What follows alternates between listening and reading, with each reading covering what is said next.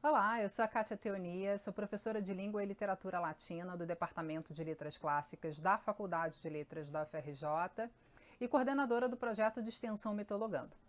Hoje eu estou aqui para apresentar mais uma atividade do nosso projeto que vimos realizando durante o período da pandemia.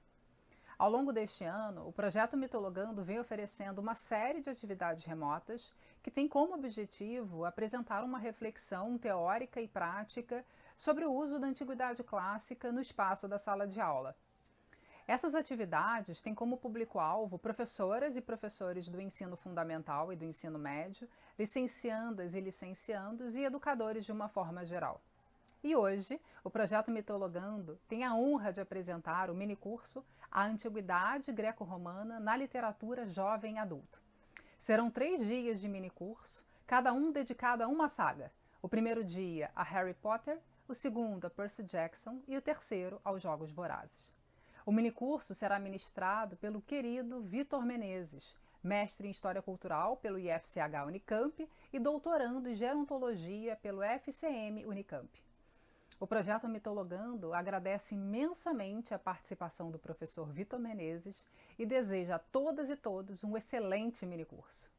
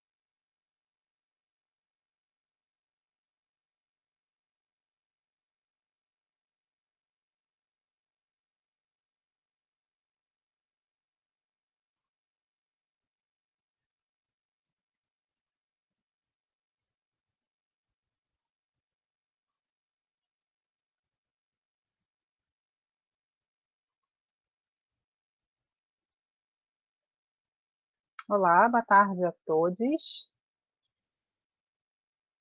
Boa tarde. Olá, boa tarde. Tudo bem com vocês?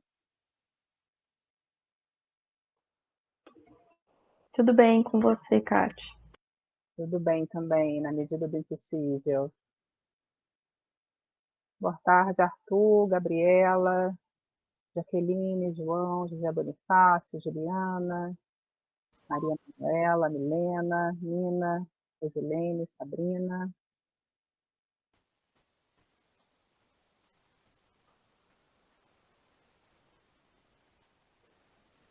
Bem-vindos ao nosso terceiro, infelizmente, último dia de mini curso.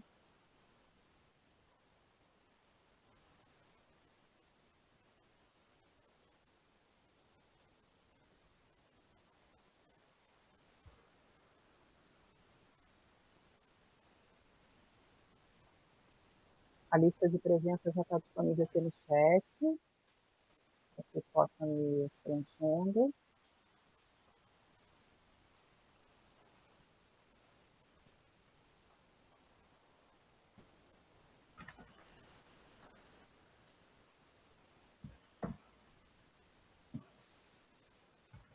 Olá, Carolina, Sabrina, Gabriela.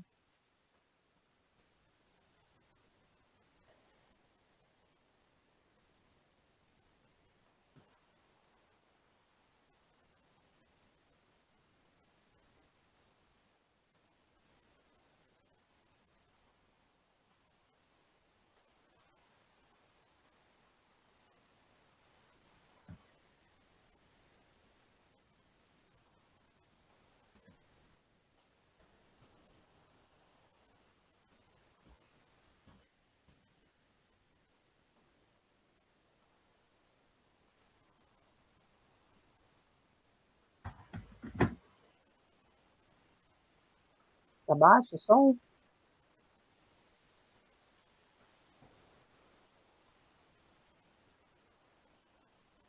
Boa noite, Carla.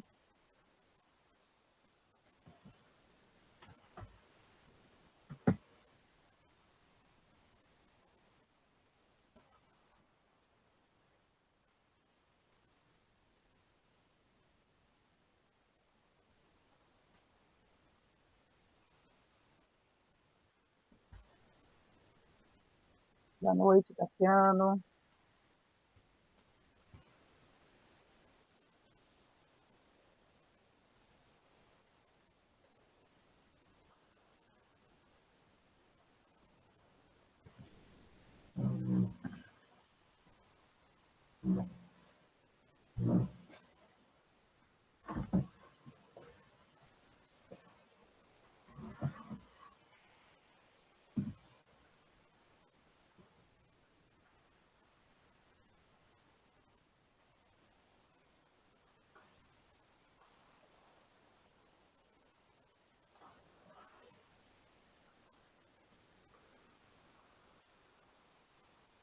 Boa noite, Mariana.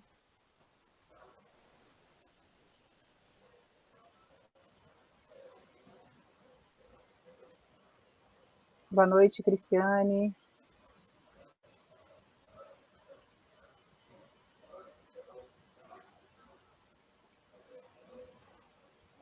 Sejam bem-vindos. Boa noite, Vitor, querido.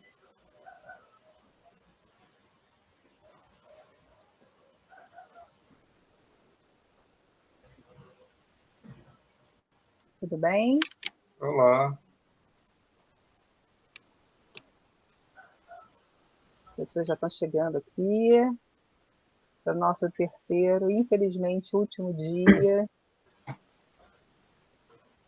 de mini curso.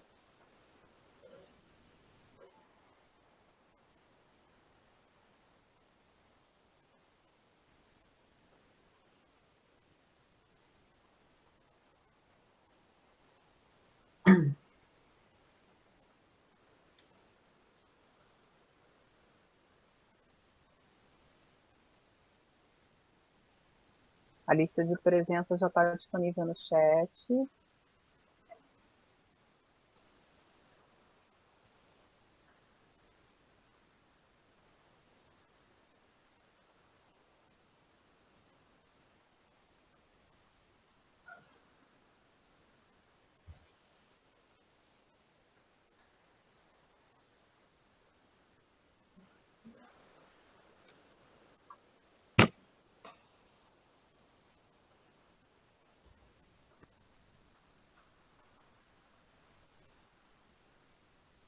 Está lá no início do chat a lista de presença, mas eu vou colocar de novo.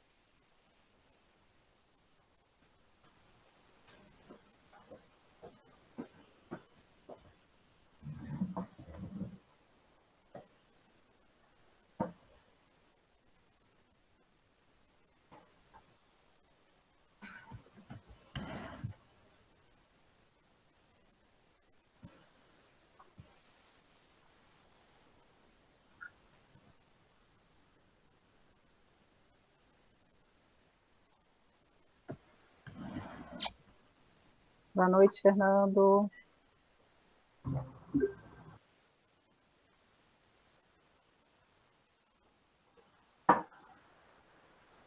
Boa noite a todos.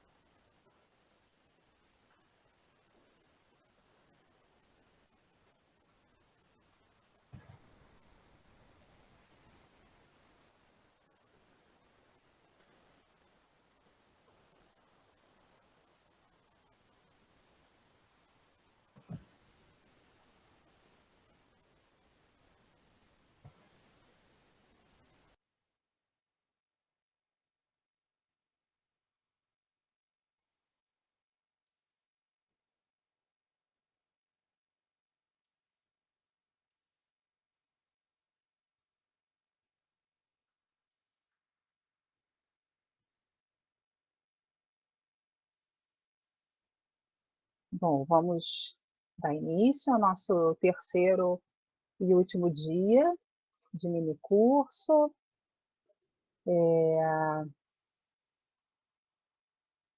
Gostaria de cumprimentar e agradecer a presença de todos em mais um encontro. Tenho certeza que, assim como os outros dias, vai ser muito especial, né? Uma sexta-feira muito especial, reunidos aqui. Eu vou fazer a apresentação para poder ficar registrado, né, do professor Vitor, a quem eu agradeço mais uma vez a presença. E lembrando a todos que, como foi colocado aqui nos avisos, que mantenham o microfone desligado durante a exposição do professor. E aí, depois da exposição, a gente vai ter um momento de bate-papo, né, de debate. Então, quem quiser fazer pergunta, comentário, pode ir colocando aqui no chat. E a Mariana Jabor vai nos ajudar a organizar aqui essas perguntas para a gente poder fazer a discussão no segundo momento do nosso encontro, tá bom? Coloquem a instituição de vocês, o curso, né, para que a gente possa, além do nome, claro, para que a gente possa se conhecer melhor, tá bom?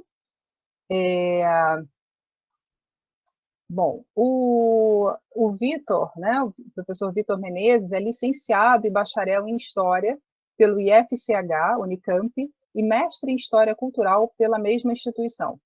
Em sua dissertação de mestrado, intitulada A Masculinidade de Júlio César, Recepções Antigas e Midiáticas, estudou os discursos acerca das práticas sexuais de César na tradição literária antiga e nos filmes e seriados estadunidenses. Em 2017, foi o criador e instrutor do curso Harry Potter Ficção e História, no programa Universidade da Unicamp, projeto de extensão voltado para pessoas com mais de 50 anos. Desde então, tem oferecido palestras e minicursos sobre Harry Potter, tanto para os participantes da universidade quanto para o público externo da Unicamp. Atualmente, o Vitor desenvolve pesquisa de doutoramento no Departamento de Genetologia da Unicamp sobre ensino de história voltado à terceira idade. Vitor, querido, com muita alegria e honra que eu agradeço mais uma vez a sua presença aqui no Projeto Mitologando, com a gente nesse minicurso maravilhoso, e passo a palavra a você para a gente poder discutir sobre o nosso tema de hoje, que são os Jogos Vorazes. Olá, Kátia, olá a todos. Muito obrigado mais uma vez pela apresentação e boas-vindas. E como passou rápido, né? Eu estava super ansioso para o curso e já chegamos no último dia. Espero que para todos e todas que estão acompanhando tenha sido tão divertido quanto foi para mim estar aqui com vocês. Hoje eu preparei um PowerPoint também, então eu vou compartilhar aqui a tela com vocês. E Eu espero que eu consiga falar tudo em meia hora, senão a gente continua no bate-papo depois. Não tem problema. Pode passar um pouquinho, não tem problema nenhum. Perfeito. Deixa eu só...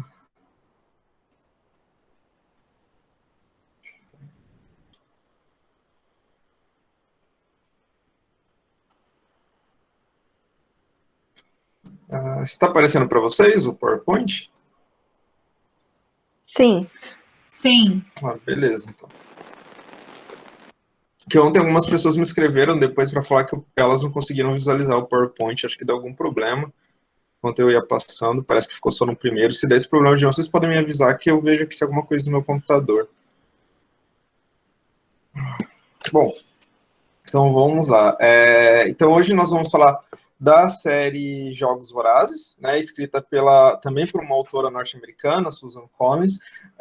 A série começou a ser publicada em 2008, e eu vou falar aqui dos 4 livros, dos 3 da série original e também do primeiro spin-off da série que foi lançado em junho deste ano. Então, em 2008 foi lançado Jogos Vorazes, 2009 Em Chamas, 2010 A Esperança e agora em 2020 saiu A Cantiga dos Pássaros e das Serpentes, que conta a história de origem, de certa forma, do Presidente Snow, né? Então, os 3 livros da trilogia, né, da série original, narra a história de uma protagonista, Katniss Everdeen. Então, aqui das 3 séries que nós estamos trabalhando no curso, essa é a única que nós temos uma protagonista feminina da série, e isso já traz uma diferença bastante interessante quando a gente analisa questões de gênero, comparando Harry Potter com Percy Jackson e Jogos Vorazes. Diferente de Percy Jackson e Harry Potter, que nós tínhamos uma série de livros de fantasia, aqui nós temos uma distopia. E distopias são histórias que, via de regra, se passam no futuro, e nesse futuro, alguns problemas e algumas questões que incomodam a sociedade do presente, ou incomodam o autor no nosso presente, ou no presente que a obra está sendo escrita, é colocado nesse futuro de forma ampliada.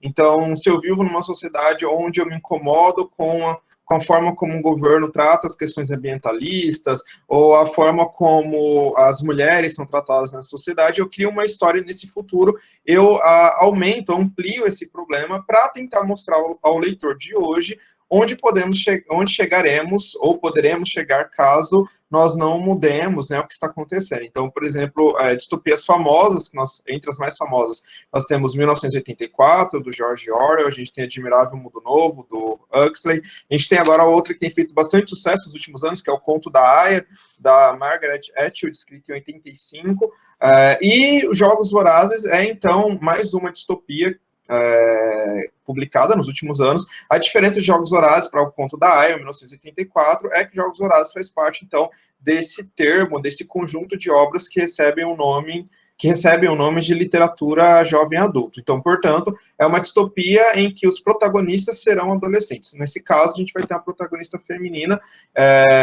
e Jogos Vorazes vem numa onda também recente de distopias, onde o protagonismo é de mulheres e não mais de homens, né? Quando a gente pensa nas distopias mais famosas, com exceção de Conto da Aia, todas as outras tinham como protagonista pessoas do gênero masculino. A sociedade, a história de Jogos Vorazes, né, imagino todos aqui já conhecem, mas só para resumir, ela se passa nos Estados Unidos do futuro, onde após uma série de mudanças climáticas, as atuais fronteiras e também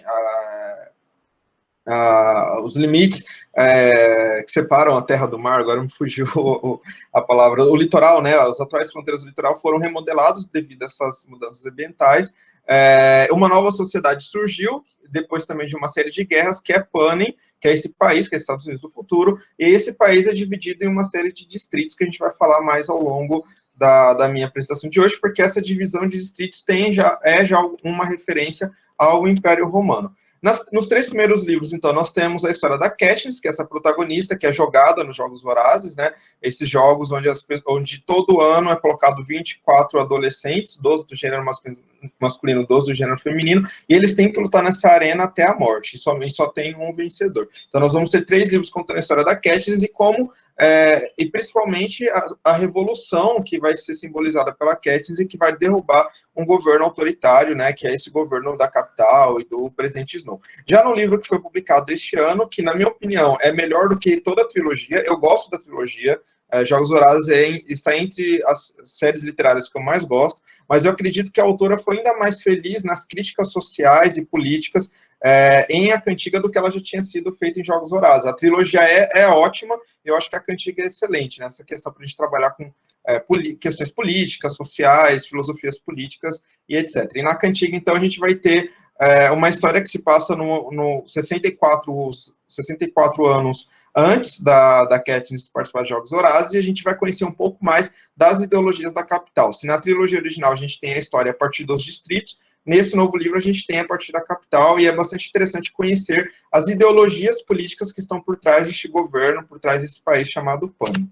É sempre interessante quando a gente vai trabalhar com uma obra literária, principalmente no meu caso, que sou historiador, professores de história, a gente sempre tem uma preocupação muito grande em conhecer quem escreveu aquela obra literária. Eu sei que nos estudos literários há algumas teorias, como da morte do autor, etc., onde algumas correntes separam o autor da obra, mas para nós, historiadores, não é possível ter essa separação. Assim como ontem eu trouxe algumas questões do Riordan e expliquei a questão do imperialismo americano, como isso aparece na narrativa, isso é possível quando eu conheço o autor, quando eu vejo entrevistas dele, né, e no caso de Harry Potter também, quando a gente conhece o que a Rowling está falando, a gente dá uma outra dimensão para a narrativa e não pode ser diferente com Jogos Vorazes. Mas esse é um estilo próprio da história trabalhar com a literatura.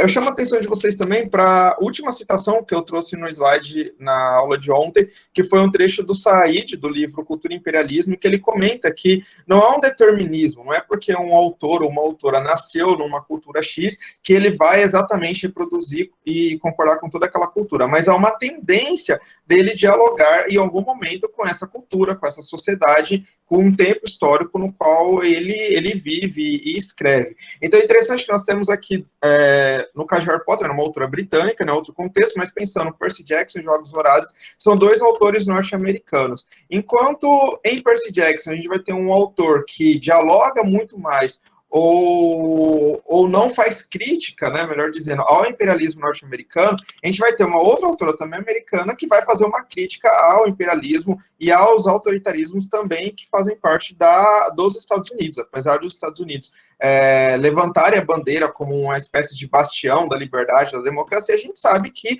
de democracia tem muito pouco nos Estados Unidos até hoje, né? É até interessante a gente perguntar o que é democracia. Então, no mesmo momento que nós estamos tendo a Guerra Fria, e os Estados Unidos está levantando a bandeira contra o comunismo e a favor da liberdade e democracia, dentro do seu território, pessoas negras não têm as mesmas liberdades, estão sendo assassinadas, não têm direito à mesma escola, educação, etc. Toda a questão do apartheid racial que existiu nos Estados Unidos, que existe ainda hoje, que nós sabemos. Então é interessante a gente questionar também sempre esse ideal de democracia que é propagado e divulgado pelos próprios americanos e que muitos de nós somos levados ou influenciados a acreditar. Então a Susan Collins, ela é uma autora bastante crítica, mas é interessante pensarmos como ela ser americana e ter nascido nos Estados Unidos influencia ainda assim a sua obra, né? Então nós não vamos ter aqui uma série em Jogos Vorazes, não vai ter uma série de livros que vai dialogar com o imperialismo no sentido de achar que aquilo é tudo bem, é legal, ou que aquilo faz parte mesmo do Ocidente, afinal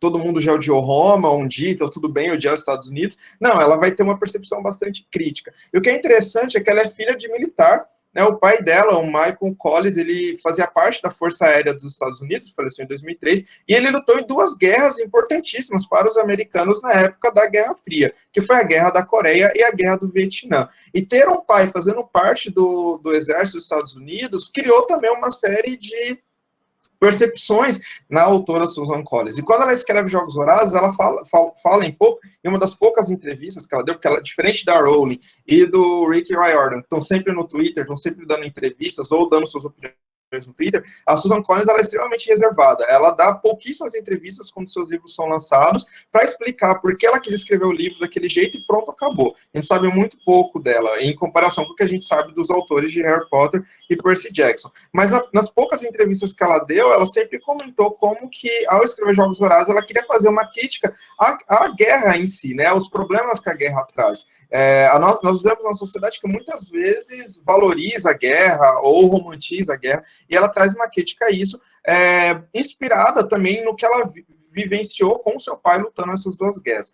Inclusive tem um livro dela que chama Um Ano na Floresta, é um livro infantil. Eu tenho aqui, acho que tá fácil aqui para mostrar para vocês. Esse daqui, ó, chama Um Ano na Floresta. É um livro diferente de Jogos Vorazes, que é jovem adulto, é um livro infantil e tal, então tem ilustrações, é bem interessante. E nesse livro, é um livro autobiográfico que ela conta a vida dela quando ela tinha 6 anos de idade e o pai dela estava lutando no Vietnã. Então fica uma dica de leitura para vocês darem para os seus sobrinhos, primos, irmãos, caçulas, enfim. É bastante interessante. Então, quando nós conhecemos um pouco da Susan Collins, a gente já percebe essa autora crítica que ela é. E as críticas que ela faz na narrativa não vêm à toa. Aqui eu trouxe uma citação dela, né, ela falando sobre a trilogia Jogos Vorazes, por que ela escreveu uma obra distópica. Ela é autora de outros romances jovens adultos também, que não são distopias, e ela comenta, o que é bem interessante, que contar uma história em um mundo futurístico te dá liberdade para explorar coisas que te incomodam atualmente, ou seja, aquilo que eu falei que é a base da distopia, né, do gênero distópico. Então, em Jogos Vorazes, há problemas com uma vasta discrepância de riquezas, o poder da televisão e como ela é usada para influenciar nossas vidas, a possibilidade de que o governo possa usar a fome como arma e, o mais importante para mim, o problema da guerra. Então, todos esses temas são temas que existem no nosso mundo atual, no mundo em que a Collins vive, que ela está escrevendo, que incomodam ela, como incomoda diversas outras pessoas, e ela leva isso para a narrativa de forma exacerbada. É interessante pensarmos também que os livros da trilogia original foram escritos ali entre 2008 e 2010, então num contexto ali de fim do governo Bush, início do primeiro governo do Barack Obama. Enquanto que a Cantiga dos Pássaros da Serpentes foi escrita entre 2019 e 2020 no governo do Donald Trump. E a gente vai ver que o que incomodava a Susan Collins no final dos anos 2000, que estava muito mais ligado a essa questão da fome como controle social, da mídia, da ideia de uma sociedade que espetaculariza a violência, isso ainda está presente na Susan Collins de 2019 2020, mas ela vai fazer uma crítica muito maior a ideologias políticas que embasam o governo, ou seja, uma influência possivelmente do atual governo Trump e das defesas políticas e tal, e ela vai trazer isso para a narrativa também. O livro foi lançado recentemente, né, foi em junho, eu imagino que muitas pessoas ainda não tenham lido a Cantiga, então eu vou tomar um cuidado aqui para não dar spoilers. Mas quem não leu, eu indico que leia. Se vocês gostaram da trilogia original, com certeza vocês vão adorar também este novo romance. Algumas inspirações, algumas questões, fatos que inspiraram a criação de Jogos Vorazes. Isso na própria percepção da Susan Collins. Os reality shows, ela comenta em uma das entrevistas dela que está disponível no YouTube, que ela teve a ideia para criar Jogos Vorazes quando ela estava um dia deitada no sofá da casa dela e ela, num canal, estava passando um reality show, né? Nos Estados Unidos é muito mais comum reality shows do que no Brasil, por sinal, e quando ela mudou de canal, estava passando imagens da guerra do Iraque. E aí isso incomodou ela de sobremaneira, uma vez que, olha o que só passa na televisão e as pessoas estão se entretendo com isso. Um canal está mostrando uma guerra injusta, né? Uma guerra imperialista, os Estados Unidos inventando, com a ideia de vamos defender o Ocidente, etc., que nós já falamos ontem, invadindo países do Oriente Médio, e isso não é a primeira vez que acontece, né? Nós temos um histórico, desde o século XVIII e XIX, de potências ou de impérios do Ocidente invadindo regiões do Oriente. E, em contrapartida, tem pessoas assistindo reality shows, assistindo coisas como Big Brother, como A Fazenda e diversos outros realities, ou seja, vivendo, se entretendo com uma mentira e com uma coisa que é banal. Então, isso incomoda ela e ela pensa, eu vou criar uma história juntando essas duas coisas. E outros 6 fatores que influenciaram ela foram os jogos de gladiadores, né? Então, para quem conhece Jogos Vorazes, já deve ter feito essa relação entre os jogos de gladiadores em si e os Jogos Vorazes. Filmes como Demetrius e os Gladiadores e Spartacus, ela fala que ela passou grande parte da infância dela, né, ali no final dos anos 60, início dos anos 70, assistindo essas grandes produções hollywoodianas dos anos 50, a chamada Era de Ouro de Hollywood, onde se hoje a grande menina dos olhos de Hollywood são os filmes de super-heróis, nos anos 50, início dos anos 60, a menina dos olhos de Hollywood eram os filmes ambientados na antiguidade, sobretudo ambientados na Roma Antiga. Então, ela, como uma criança que cresceu nos anos 60 e 70, ela assistia isso o tempo todo, e esses filmes sempre impactaram ela, e ela gostava e tal, então ela falou que usa isso como referência. E, por fim, o mito do Teseu, que eu vou explicar mais pra frente também, que ela conta que é uma das histórias mitológicas favoritas dela, e que ela utilizou também para a criação desse mundo imaginário, desse mundo distópico de Jogos Vorazes.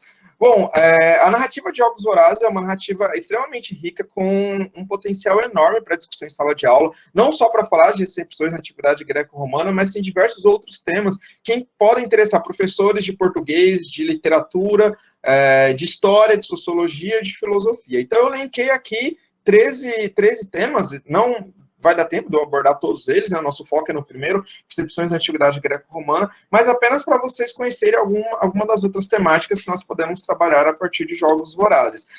Eu tenho 2 vídeos no meu canal, tenho um canal no YouTube que de vez em quando eu faço algumas videoaulas e posto lá, e caso vocês queiram entender melhor esses outros temas, ou como eu já analisei esses temas em sala de aula, eu indico, tem um vídeo específico sobre Jogos Vorazes e um vídeo específico sobre Em Chamas, e tem uma live que eu fiz recentemente com a editora Rocco sobre a Cantiga. Vou mandar depois o link para vocês, aí lá, caso vocês queiram, vocês podem assistir e ter contato com essas outras discussões. Mas só falando resumidamente, né, então a gente tem recepções da história dos Estados Unidos, o tema das distopias, o tema das filosofias políticas, isso vai aparecer sobretudo na Cantiga, um debate entre as teorias do Hobbes, do John Locke e do Rousseau, né, então essas teorias vão ser discutidas ao longo de todo o livro A Cantiga.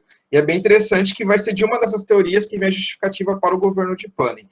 O tema do imperialismo, o tema do mecanismo de controle social. Então, no mundo de Panem, esse governo totalitário, ele usa do terror, da mídia e da educação para controlar a sociedade, controlar a população. O tema do totalitarismo, o tema dos traumas, as resistências, desobediência civil, geralmente há uma confusão em o que é desobediência civil, o que é resistência, e são coisas diferentes. Por exemplo, quando a Katniss, ela se recusa a comer as amoras na arena e não deixa o Peeta comer também, o que ela faz ali é uma desobediência civil. A resistência começa a partir do momento que conscientemente os distritos começam a se organizar contra a capital. E a gente vai ter, então, esses 2 temas aparecendo em Jogos Vorazes.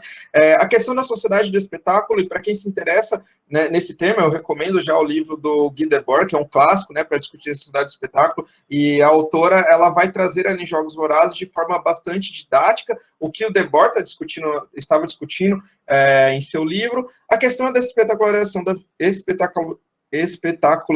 violência e, por fim, relações de gênero. Nós vamos ter em Jogos Vorazes representações de feminino e de masculino heterossexuais que são diferentes do que nós tínhamos produzido na literatura jovem adulta até então. Fazendo uma breve comparação, a Katniss, ela é diferente da Hermione, é diferente da Annabeth, é diferente, sobretudo, da Bella de Crepúsculo. Então, esse novo ideal de feminino que surge com a Katniss é bastante interessante, vale a pena fazermos uma análise, debatermos também em sala de aula, e o mesmo acontece com o masculino, que é o mais difícil de acontecer. É muito mais comum nós temos personagens femininas sendo repensadas, enquanto que o masculino acaba sendo aquele masculino mais tradicional, aquele garoto heterossexual que toda a sua história gira em torno da sua força, da sua inteligência, da sua aptidão para salvar a mocinha no final, enfim, isso acontece em quase todas as obras. E aqui em Jogos Vorazes, a Susan Collins, ela subverteu essa ideia, né? Aqui não é o mocinho que salva a mocinha, mas é a mocinha que salva ele o tempo todo. A gente vai ter uma outra representação de masculinidade e é bastante interessante discutir. Eu sempre falo para as minhas alunas que o Peeta, ele é um personagem muito mais real em termos de construção, do que, por exemplo, o Percy ou o próprio Harry, né, quando a gente pensa nessa construção de masculinidades heterossexuais. Bom, então indo finalmente aqui, eu já falei bastante, indo para a questão da recepção em si, né, que é o tema do nosso curso, diferente de Percy Jackson, os Jogos Vorazes não vai ser uma obra que fala de mitologia. Jogos Vorazes, né, no quesito de recepção, está muito mais próximo de Harry Potter, no sentido que a autora busca referências na antiguidade para construir a sua história. Mas eu ainda acho que está muito mais explícito que Harry Potter. Se vocês lembram da nossa primeira aula, né, Harry Potter está muito mais naquela questão das alusões, o nome dos feitiços, personagens mitológicos, enquanto que em Jogos Vorazes, a autora ela tem uma preocupação e um interesse muito maior na política do Império Romano, sobretudo, ou em como ela entende essa política, ou como essa política tem sido construída no cinema hollywoodiano. Não nos esquecemos que uma das fontes que ela utilizou são filmes da década de 60, segundo o que ela mesma falou em entrevistas. Então, para quem gosta de Roma, ou de Império Romano, Jogos Vorazes é um prato cheio. Eu acredito que ele é mais interessante do que Percy Jackson para usar em sala de aula para falar de Roma. Eu acho que Percy Jackson, a riqueza dele está para falar de Grécia, de mitologia, enquanto que Jogos Vorazes a gente vai encontrar muito mais questões ligadas à Roma Antiga. E aí, pensando numa primeira referência, como é dividido o país em que se passa Jogos Vorazes, né, o Panem, que é esses Estados Unidos do futuro, e há duas referências históricas, ou duas recepções históricas na construção desse país. O primeiro, que ela faz uma referência de 13 distritos, as 13 colônias inglesas que deram origem aos Estados Unidos. E uma outra referência na forma organizacional desses distritos vai ser um tanto quanto semelhante à forma organizacional do Império Romano, no sentido de você ter um centro, uma capital, que é Roma, e essa capital está subjugando todas as outras províncias, no caso do Império Romano, aqui está subjugando todos os outros distritos.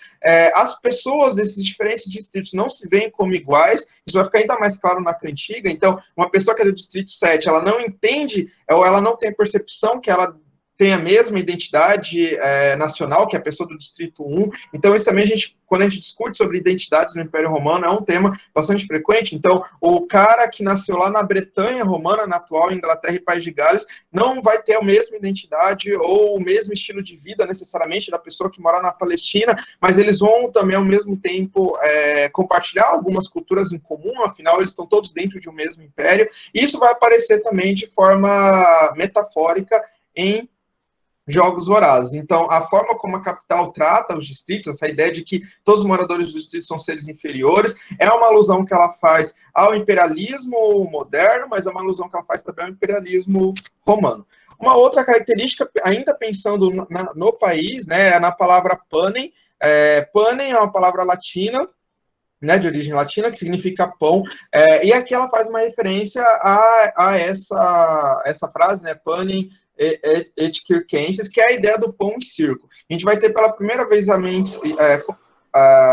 primeira vez documentada, né, essa ideia de pão e circo num poeta e retórico da Roma Antiga, que viveu ali entre o final do século I e início do século II depois de Cristo, que é o Juvenal. Ele está vivendo ali num momento que nós chamamos de principado, ou seja, o momento do império, né, a Roma não é mais uma república, ela é governada de forma praticamente monárquica, né, pelos imperadores, e ele comenta em um dos seus versos que o povo romano, que em outros tempos distribuía magistraturas, ligas, legiões, ou seja, que vivia de alguma forma para os nossos olhares de hoje democracia, e é claro que a gente pode discutir essa frase do Juvenal, se isso realmente aconteceu ou não, mas o que ele está dizendo é que na época da República havia uma participação popular, tornou-se nesse povo mais modernos. Seus desejos ansiosos não exigiam nada mais do que duas coisas, seu pão e circo. Então é a ideia de que a população abre mão dos seus direitos políticos, abre mão de lutar por igualdades e por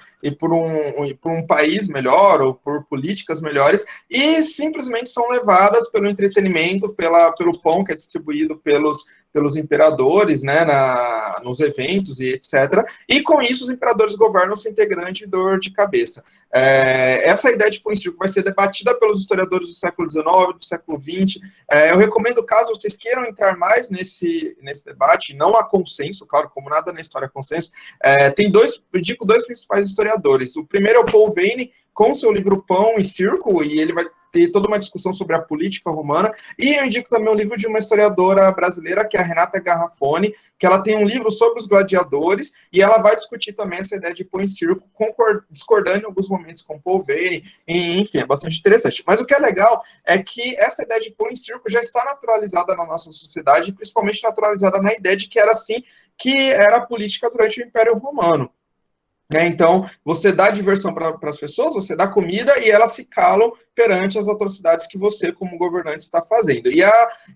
Essa alusão que a Collins faz ao título do seu país é também uma exemplificação da sua história. Então, você tem ali um país que é governado de forma ditatorial pelo Coriolanus Snow, você tem os distritos que são massacrados e a população da capital, ela abre mão dos seus direitos políticos, ela não critica as atrocidades que esse governo faz, muito pelo contrário, ela naturaliza a violência e ela se contenta com aquele divertimento que são os jogos vorazes. Então, essa ideia de que a população da capital, sobretudo, simplesmente está feliz com tudo que o governo está lhe oferecendo e não critica e não é contra, né, as atrocidades. E a população, no caso dos distritos, elas não têm nem como ser contra, porque se elas forem, elas vão ser massacradas pela capital, né, em tese, como a capital já tinha feito com o Distrito 13. Uma outra referência que nós vamos ter é os Jogos Vorazes e o mito de Teseu. Vocês lembram que eu falei no início da apresentação que o mito de Teseu é uma das histórias mitológicas favoritas da Susan Collins, e ela pensa, né, no mito do Teseu, particularmente num evento, né, da história desse herói mitológico, ao pensar os Jogos Vorazes. E aí, só para a gente relembrar aqui o que é essa história, o Teseu, né, de acordo com algumas histórias da mitologia, ele era um príncipe de Atenas, mas que viveu fora de Atenas por uma série de motivos e tal, e quando ele volta para essa cidade, né, para ocupar o seu cargo como príncipe, depois futuro rei, Atenas, ela tinha perdido uma guerra para Creta, e como não pagamento, mas no sentido de como castigo mesmo por Atenas ter perdido a guerra, Creta exige que a cada 9 anos,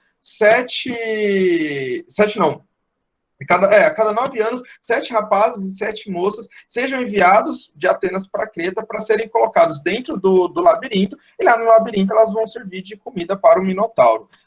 Na terceira edição, né, desse castigo, o Teseu, ele está em Atenas, ele se voluntaria para ir para Creta, então aqui também uma referência que ela vai fazer com a Katniss se voluntariando a participar dos Jogos Vorazes, e quando ele chega em Creta, ele se aproxima da Ariadne, que é a filha desse rei de Creta, a filha do Minos, e ela se apaixona pelo Teseu, e ela ajuda o Teseu, então, né, a entrar no labirinto e conseguir sair do labirinto. Então é interessante que o Teseu, ele acaba com esse castigo, e ele mata o Minotauro graças ao amor de uma princesa, né? E essa questão do romance também vai ser trazido para Jogos Vorazes. A Katniss, ela vence os jogos e ela consegue quebrar ali as regras dos jogos, tendo 2 vencedores, também por conta de um amor. É um amor verdadeiro? Não. E também no mito do Teseu, né, mediante diferentes versões, esse amor não foi verdadeiro por parte do Teseu, foi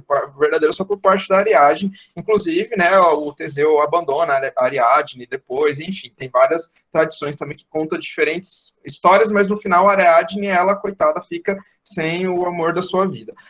Então aqui eu trouxe só para, depois vocês podem ler com mais calma, né, esse trecho, se que vocês já não leram na casa de vocês, vou mandar o PowerPoint também, que a forma como a Katniss, né, que é a narradora dessa trilogia original, descreve a ideia dos Jogos Vorazes, traz então toda essa ideia, né, do castigo que Creta fazia em relação a Atenas. Mas os Jogos Vorazes, eles vão fazer uma referência ou uma recepção também dos chamados Jogos de Gladiadores, ou, né, para os romanos, Romulus. Os Jogos de Gladiadores, eles existiram mais ou menos ali por volta de 264 a.C. a 399 depois de Cristo. Então são um pouco mais ali de 600 anos, né, quase 700 anos de jogos. Há todo um imaginário na nossa sociedade criado principalmente pelo cinema hollywoodiano, e é com esse imaginário que a Susan Collins vai dialogar na sua narrativa, de que os jogos de gladiadores sempre eram um castigo, ou era sempre uma forma dos imperadores usarem aquilo para controlar a população, e que quando você ia para a arena, só saía um vivo ali da arena. E a gente sabe que não era exatamente assim, né? Os jogos de gladiadores, quando eles surgem ali no século III a.C., eles surgem não como uma atração pública, mas sim como um rito funerário. Então, quando senadores, quando pessoas ali da aristocracia romana falecem, os seus familiares, em comemoração, não é comemoração, mas como parte ali dos ritos funerários, organizavam esses jogos de pessoas que lutavam. E essas pessoas eram escravas nesse início dos jogos, né? Alguns cidadãos podiam se vender como escravo para lutarem na arena, mas isso em algum momento do final da República Romana também vai ser proibido. Mas quem luta na arena são sempre escravos, gladiadores são escravos. A gente vai ter essa tradição ainda de ritos funerários até pelo menos o final da República Romana. É somente em 42 a.C. que os jogos de gladiadores passam a se tornar um evento patrocinado pelo Estado romano. E aí ele vai começar, então, a passar por algumas modificações. Já no século I depois de Cristo, nós estamos no Principado, então a gente vai ter uma característica desses jogos muito mais semelhante com o que nós temos no cinema. Então nós temos imperadores, ou nós temos generais ali organizando esses jogos, começa a se construir as arenas de pedra, e a mais famosa é o Coliseu, né? E o que é interessante é que essas arenas não são construídas só na capital do Império, em Roma, elas são construídas também nas principais cidades das províncias, inclusive pela elite local dessas províncias, entre uma questão do evergetismo, enfim, um outro tema também bastante interessante, dá para ser discutido, de como as pessoas da província começam a construir monumentos e tal, muito semelhantes aos da cidade de Roma, para aparicar os imperadores e etc. Mas o que é interessante é que mesmo nesse período em que os jogos estão sendo patrocinados pelo Estado, não é comum que o gladiador morra na arena. Na verdade, acredita-se hoje que apenas 10% dos gladiadores morreram na arena. Todos morreram, óbvio, mas não necessariamente na arena, porque a ideia da atração, né, desses jogos não necessariamente passava pela morte deles. Uma outra questão também é que havia gladiadoras mulheres, o que é pouco mostrado nos cinemas hollywoodianos, e tem uma série de tradições em relação aos jogos de gladiadores que foram inventadas na modernidade, como aquela ideia de quem está organizando os jogos, dar o sinal de positivo ou negativo para sobreviver ou não. Isso não é nós não temos documentado isso que aconteceu na antiguidade. Isso é mais uma criação das pinturas neoclássicas do século XVIII, que vai ser depois apropriado pelo cinema. Alguém comentou aqui sobre o comercial da Pepsi com as gladiadores. Sim, esse comercial, se não me engano, é de 2001, 2002, é dialogando com o filme Gladiador. É um material bem interessante para a gente pensar essas recepções também dos jogos de gladiadores. Se não me engano, é com a Britney, com a Pink, com a Beyoncé. Então, quem ainda não conhece esse documentário, a gente assiste. Documentário não, esse comercial da Pepsi é bastante interessante. Mas o que interessa aqui, né? Nós temos uma série de construções imagéticas e discursivas sobre os jogos de gladiadores que foram construídos principalmente pelo cinema hollywoodiano. E a Susan Collins, ela vai dialogar mais com essa ideia de jogos de gladiadores que está no cinema do que o que nós temos na antiguidade. Mas é interessante que ela coloca isso para mostrar, então, o tamanho da violência dessa capital e, ao mesmo tempo, como que essa violência está sendo espetacularizada e ela está sendo normatizada, né, na sociedade. Uma outra referência também a Roma vão ser o nome dos moradores. Todos os moradores da capital e do Distrito 2, que é o distrito mais amigo da capital, vão ter nomes, todo mundo que nasceu nesses lugares, vão ter nomes de origens greco-latinas. Então, nós vamos ter ali o Coriolanos, né, com o nome do presidente Snow, Sêneca, Cláudio, César, Otávia, Brutus, Aurelius, Castor, Sejanus, e a gente vai ter também alguns de origem grega, como Plutarque, Lisístrata, Taráquine, essas duas últimas aparecem agora na cantiga. Então, diferente da Rowling, que usa de nomes greco-latinos, para que, quando nós encontramos esse personagem na narrativa, a gente já entenda qual que é o caráter ou a personalidade desse personagem, né, como exemplo que eu dei em relação ao Draco, ao Remus, etc., ou a história, né, do personagem. No caso de Jogos Vorazes, essa referência está presente justamente para fazer essa ligação entre a capital de Panem com o Império Romano, né? Então, essas pessoas que moram na capital, elas têm uma cultura própria, e essa cultura faz alguma referência às culturas latinas. Uma outra questão que vai aparecer também, que a gente pode entender como recepção, que isso pode ser levado para a sala de aula, é a rebelião dos distritos, em comparação com a revolta de Espartacus. O Espartacus foi um gladiador, né, pelo que se sabe, nós temos pouquíssimas documentações sobre a revolta de Espartacus, né, o que nós temos são romanos que escrevem sobre esses escravos que se rebelaram. Então, é claro que nós já temos ali uma versão dos romanos, não uma versão dos vencedores, não dos vencidos, mas o Espartacus, em tese, foi um gladiador que liderou a maior revolta de escravos no Império Romano, dentro da Península Itálica. Essa revolta durou 3 anos, entre o ano de 73 e 70 a.C., e foi uma revolta que abalou as estruturas da República Romana. Inclusive, de acordo com alguns autores da Antiguidade, muitas pessoas acharam que a cidade de Roma cairia, né? Que os escravos venceriam, porque uma série de generais que foram mandados para lutarem contra esses escravos perderam a luta, até que o Crasso e, por fim, o Pompeu, né, conseguiram vencer os escravos, e todos os sobreviventes, não se sabe o que aconteceu com os Espartacus, mas todos os que sobreviveram à rebelião foram crucificados e deixados, né, pela Via Ápia para seus corpos apodrecerem. Então é uma história, ao mesmo tempo que é uma história de rebelião e de revolta bastante interessante da Roma Antiga, é uma história muito triste, porque todos perdem e todos são crucificados ao final. E aí a autora ela faz uma referência a isso também com a história da Katniss. A Katniss, assim como o Spartacus, é uma vencedora, né, desses Jogos Vorazes, ou seja, ela é uma gladiadora dentro desse mundo de Panem, e ela se torna um símbolo de uma rebelião. A rebelião é muito maior do que ela, sim, mas sem ela, a rebelião não começaria, uma vez que é ela que vai acender essa chama, né, inclusive o título do segundo livro faz referência a isso, de uma revolta que os distritos vão começar a se amotinar contra a capital. E eu até coloquei aqui o GIF dessa cena, que é uma das melhores cenas, né, do filme A Esperança, que ela fala que ela tem a mensagem do presidente Snow, que se eles, né, os rebeldes queimarem, a capital queimará também. E por fim, já é o último slide, gente, uma outra referência que nós vamos ter também, ou recepção, é a questão da ideia do triunfo, agora no livro A Cantiga, dos Pássaros e das Serpentes. O que era o triunfo romano? Toda vez que um general romano, ou no caso depois do período do Principado, que o imperador, em nome desse general, desse imperador, alguma vitória fosse obtida em relação a províncias rebeldes ou províncias que estavam sendo conquistadas, esse general tinha o direito de receber um desfile, né, pela cidade na cidade de Roma, onde ele seria glorificado como um vencedor, né, de uma batalha e etc. Inclusive, aqui eu trouxe uma imagem que é um detalhe do arco do Tito, que mostra, né, o Tito foi um dos imperadores ali do primeiro século depois de Cristo, que mostra o seu triunfo realizado em 71 depois de Cristo, depois dele ter feito um cerco bem sucedido em Jerusalém, ter, né, destruído a revolta dos judeus que estava ocorrendo ali na região de Israel. Nesse triunfo, então, esse general, o imperador, desfilava, junto com ele ia todo o seu exército, mas desfilava também pessoas que eram trazidas das províncias que tinham sido vencidas.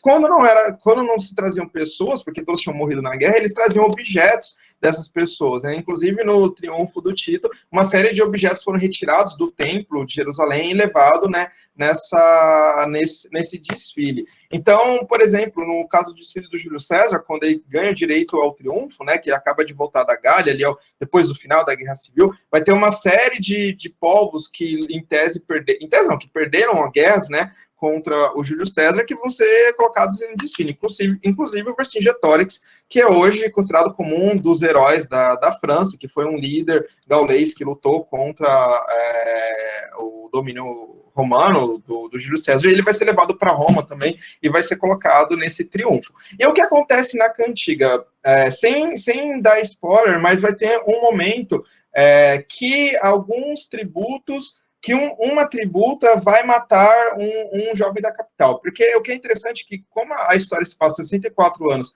antes da Katniss, então nós estamos aqui no ano 10, pós os dias escuros, né, pós o fim da guerra entre a capital e os distritos, e os Jogos Vorazes são bastante diferentes. Inclusive, a arena onde acontecem os jogos, nesse período em que se passa a cantiga, é ainda mais semelhante com a ideia que nós temos de Coliseu do que nós vamos ter no futuro, né, que é na trilogia original. Então, nós temos os tributos, eles são jogados literalmente no estádio de futebol, e como a Susan Collins descreve, de uma forma bastante semelhante ao Coliseu. Então, é um mundo diferente, né, um mundo que está em construção.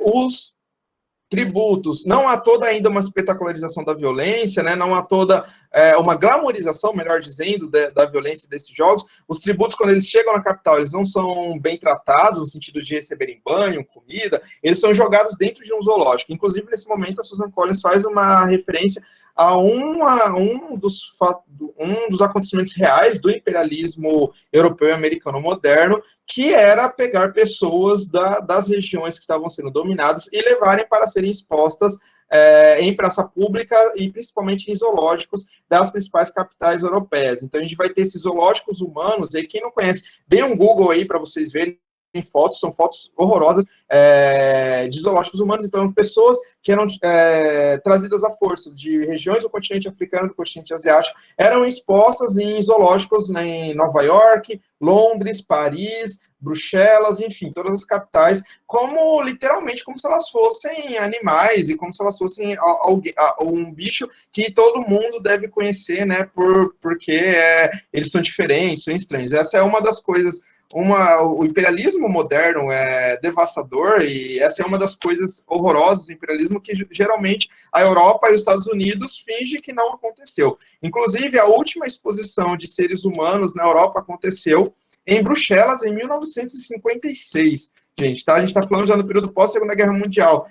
56, 56. Inclusive, vocês encontram no Google, tem a foto de uma garotinha negra que está ali por volta de 5 anos, que ela está dentro de um zoológico com um monte de belgas ao redor vendo essa criança, tá? Então, é uma coisa assustadora que se tenta apagar muitas vezes, e a Susan Collins vai trazer isso para a narrativa também, porque nesse momento os tributos são colocados dentro de um zoológico e ficam ali em exposição. É uma clara referência que ela faz ao imperialismo moderno. E vai ter um momento em que uma das tutoras de uma das tributos, porque aqui os tutores são alunos da capital, ela vai ficar brincando com a sua tributa, fingindo que vai dar comida para ela, mas tomando outra vez que a menina tenta pegar, e uma hora essa tributa se revolta e assassina essa tutora. E aí, como uma jovem da capital foi assassinada, e a gente sabe que no mundo dos Jogos Vorazes a vida das pessoas tem valores diferentes, assim como no nosso mundo, né? Então é feito todo um castigo aos tributos por conta de uma delas ter matado essa garota da capital. A menina que assassinou a garota da capital é assassinada brutalmente, e depois é feito, então, um desfile que é muito semelhante a essa ideia do triunfo. É claro que aqui não é um triunfo militar, no sentido de que alguém venceu a guerra, mas a ideia do triunfo romano é trazida pela Susan Collins para a narrativa. E aí eu trouxe aqui, vou ler para vocês, e aí depois a gente pode discutir conjuntamente o que vocês acham de todas essas referências que eu trouxe, que aparecem. Então, a Susan Collins escreve: Coriolanus, né, que é o futuro presidente Snow, a história contada a partir da perspectiva dele, tinha questionado a estratégia de contar aos distritos sobre um tributo ter matado uma garota da capital, mas agora entendeu o motivo. Atrás dos pacificadores, que é o exército, né, e também uma espécie de polícia militar da capital, havia um caminhão com caçamba comprida e um guindaste em cima. Bem no alto, o corpo cravejado de balas da garota do Distrito 10, Brand, que tinha matado, né, essa moça da capital. Estava pendurado no gancho. Algemados na caçamba do caminhão, imundos e subjugados, estavam os 23 tributos restantes. O comprimento das correntes impedia que eles se levantassem. Então, eles ficaram agachados ou sentados no chão de metal. Era mais uma oportunidade de lembrar aos distritos que eles eram inferiores e que haveria consequências negativas pela resistência deles. Então, aqui a gente vê essa alusão, né, à ideia desse triunfo, dessa humilhação dos vencidos, né, em público, ao mesmo tempo essa humilhação serve para dizer que vocês são inferiores. Então, o que é interessante, como eu disse ontem, sempre que nós estamos pensando nessas recepções na literatura, é interessante nós questionarmos de onde elas estão vindo, por que elas estão aparecendo dessa forma, o que o autor está querendo nos passar com isso, né? Então, nós temos em Percy Jackson um autor que se utiliza da recepção da antiguidade, mas que ele tem uma interpretação específica sobre a Grécia Antiga e sobre a ideia de Ocidente, de Império, que ele passa para a narrativa. E aqui nós temos também uma autora norte-americana que vai dialogar principalmente com algumas ideias do Império Romano, e que ela tem uma ideia totalmente diferente sobre o que é império, o que é civilização ocidental, o que é imperialismo, e que ela vai imprimir na sua narrativa. O que é interessante é que essas recepções da antiguidade, talvez para um leitor que não conheça a história da Roma Antiga, vai passar despercebido, mas esse leitor vai entender a crítica que a autora está fazendo, porque, infelizmente, o nosso mundo não está menos pior do que já foi em algum momento, né? A gente não tem pessoas negras e asiáticas sendo expostas em zoológicos, nos grandes centros da Europa, mas a gente continua tendo um massacre de pessoas negras e orientais, né? Os Estados Unidos continuam invadindo países do Oriente Médio com a desculpa de que vão levar a democracia e liberdade, massacrando populações. Quando ele não invade, ele vai lá e financia as guerras desses locais. Quando a gente traz aqui para o nosso país, o que acontece no Brasil? A vida de uma criança negra não tem o mesmo valor da vida de uma criança branca, a gente sabe isso. Aqui no Recife, recentemente, houve aquele caso do garoto que supostamente caiu do prédio, porque a patroa simplesmente não quis ficar com a criança e deixou a criança andando sozinha pelo prédio. E aí teve toda uma questão de não divulgar no início o nome da patroa. Veja, se fosse a empregada tivesse deixado o filho da patroa cair, na mesma hora ela estava sendo linchada nas redes sociais. Mas como é uma mulher branca de classe média alta, então você tem toda uma questão diferente como é tratado, né? Crianças negras são assassinadas o tempo todo no nosso país. Pessoas negras são assassinadas o tempo todo no nosso país. E isso choca as pessoas. Eu deixo essa pergunta para vocês, né? Porque às vezes a gente lê Jogos Vorazes e fala como é possível que o mundo... Não é possível o mundo existir dessa forma. E eu digo para vocês, quando eu termino de ler Jogos Vorazes, nosso mundo já é como Jogos Vorazes, né? A autora só traz algumas analogias, enfim. Mas aí eu estou saindo um pouco da recepção da antiguidade, trazendo para essas críticas ao nosso mundo contemporâneo que a autora traz. E eu acho bastante enriquecedor a forma como ela vai pegando essas referências históricas, né? E é óbvio que ela tem uma ideia específica de Império Romano que nós podemos criticar, igual nós criticamos ontem a ideia sobre Grécia que o Jordan traz. Então, essa ideia de que Roma é sempre violenta, sempre sangue, a gente sabe que não era bem assim. As pessoas tinham suas sociabilidades, tinham outras questões para além da violência, né? Então, a sociedade não se resume em uma coisa só. Mas chama a atenção que ela escolhe trazer para criticar o nosso momento histórico. E aí, para fechar, né, a gente teve aqui no curso, nós falamos de 3 séries que são diferentes. A única coisa que essas séries têm em comum é que elas fazem parte dessa literatura jovem adulta, que elas foram publicadas, né, nas últimas décadas, mas elas são bastante diferentes, tanto na narrativa, quanto na construção de personagens, quanto nas referências à antiguidade, referências históricas que ela traz. E aí eu sempre bato na tecla da importância de nós estudarmos literatura pop, cultura pop em geral. Se estamos preocupados em entender a nossa sociedade contemporânea, nós não podemos ignorar filmes só porque eles são hollywoodianos, nós não podemos ignorar novelas só porque elas são da Rede Globo. Independente de gostarmos ou não, essas produções estão refletindo a nossa sociedade de alguma forma e elas estão criando mentalidades, reproduzindo. Então, quando nós nos voltamos para essas obras, é importantíssimo para a gente entender o que está sendo divulgado, seja para a gente criticar, seja para nós elogiarmos. Infelizmente, dentro da academia, há um movimento que é bastante contrário a trabalhar com cultura pop. Então, você fala, eu estou usando com meus alunos para ensinar história Machado de Assis. Aí vai ter todo mundo, que legal, que maravilhoso. Aí você fala, estou trabalhando Harry Potter, todo mundo, Harry Potter? Essas pessoas não querem ler outra coisa e tal. Esse preconceito existe na academia, já ouvi, e qualquer um de vocês aqui que já deve ter trabalhado com cultura pop, já deve ter ouvido alguém. Se não ouvir as palavras, você vê pela expressão da pessoa. E esse é um movimento que eu acho que não faz nenhum sentido. Na verdade, pessoas que têm esse tipo de pensamento são pensamentos extremamente preconceituosos, enfim. Mas a gente tem que tomar cuidado em contrapartida, eu vejo esse outro movimento também de algumas pessoas que decidem trabalhar com cultura pop dentro da academia, e aí ela tem uma ideia de que, olha, eu vou só falar do que é bom dessa série. Então eu faço um trabalho só para dizer como Harry Potter é maravilhoso, ou como Percy Jackson é maravilhoso. E não é bem assim. Né? Pensando que, como historiador, quando eu estou usando uma obra literária como documento, seja para minha pesquisa de pós-graduação, seja para material dentro da minha sala de aula, eu tenho que ter uma criticidade. Não é porque eu gosto de Harry Potter que Harry Potter é perfeito. Não é porque eu gosto de Jogos Vorazes que Jogos Vorazes é perfeito. Então, eu acho que essa criticidade a gente tem que trazer também, seja para a sala de aula, seja para nossas pesquisas, né? Então, não tem como a Kátia bem falou no nosso primeiro encontro, não tem como atualmente nós falarmos de Harry Potter sem falar da transfobia da Rowling. J.K. Rowling é uma escritora sensacional? É, mas ela é uma mulher transfóbica. E isso tem que ser levado em consideração. Se eu trabalho com Harry Potter, a partir do momento que eu vou trabalhar com Harry Potter em sala de aula na minha pesquisa, eu tenho a obrigação como professor, como pesquisador, em ler o que essa mulher está falando sobre transfobia e estudar sobre transexualidade. Porque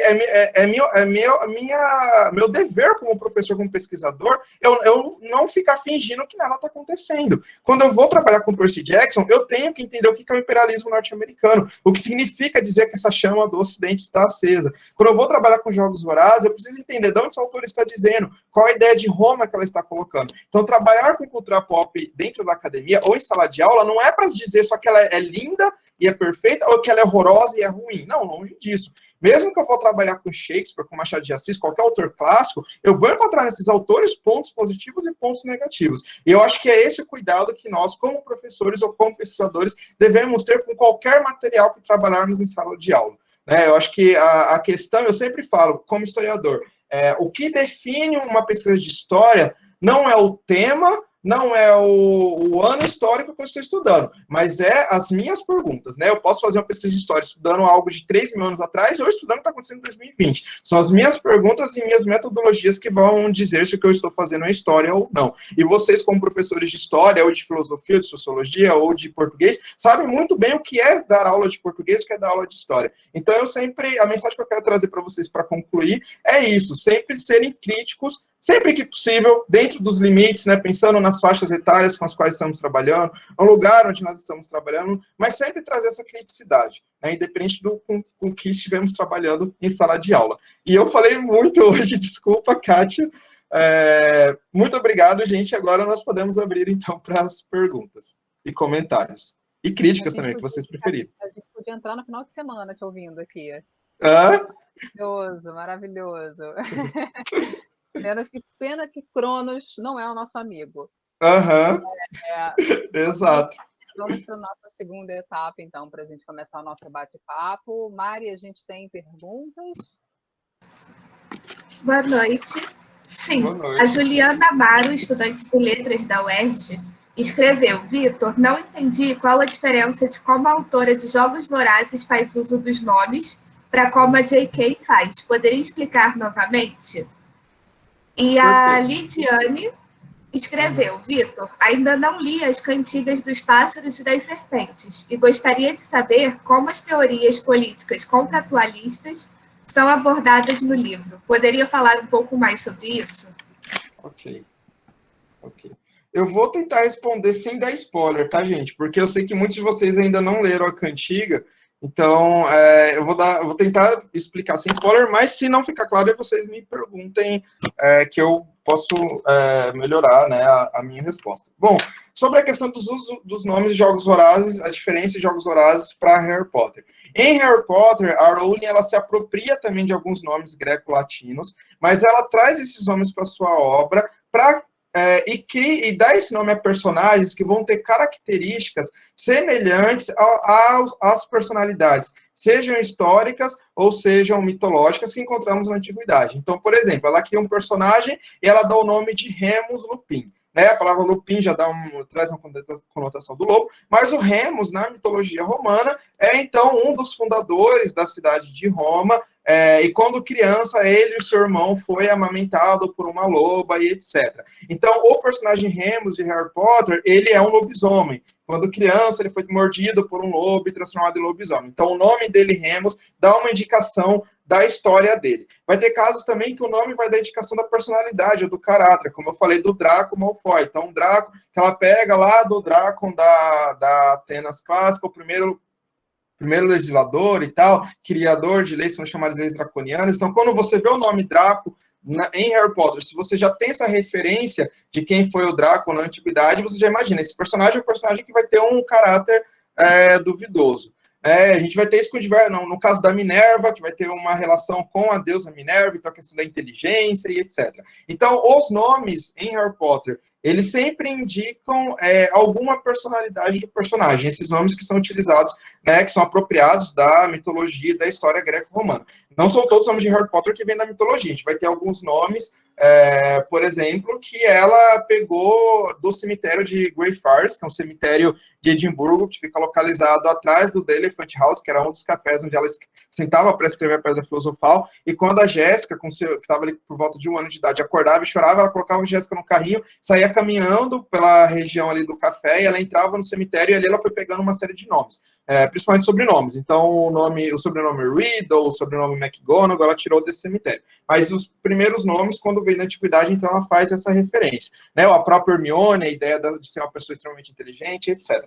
No caso da Susan Collins em Jogos Vorazes, ela usa o nome não para dar um indicativo da personalidade ou do caráter da história do personagem, mas sim para fazer essa referência entre capital e Império Romano. Então, todas as pessoas que nascem na capital e aquelas que nascem no Distrito 2, que é o distrito mais amigo da capital, elas têm nomes, né, seus primeiros nomes de origem greco-latinas. Então, a gente tem o Coriolanos, os Sejanos, o Sêneca, a Lisístrata, enquanto que os moradores que moram nos distritos, os demais distritos, eles têm nomes que não vêm de origens greco-latinas. Então, a referência que ela vai fazer é com essa ideia mesmo do Império Romano e da sociedade grega. Sobre a filosofia da Cantiga, né? Inclusive, se vocês abrirem o livro A Cantiga do Palácio das Serpentes, já entre as epígrafes que ela escolhe, tem lá um trecho do Hobbes, do Rousseau e etc. Bom, ela vai trazer um debate, porque que acontece?